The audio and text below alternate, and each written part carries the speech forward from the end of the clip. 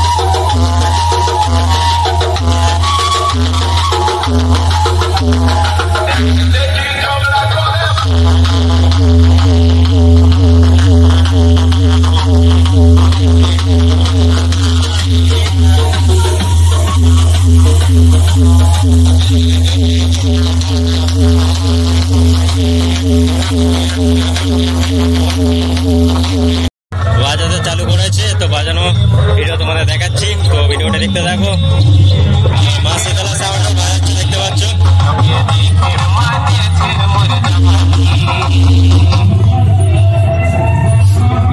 মা শীতলা সাউন্ড চালু করেছে এইমাত্র। তো তোমরা দেখতে পাচ্ছ ভিডিওতে।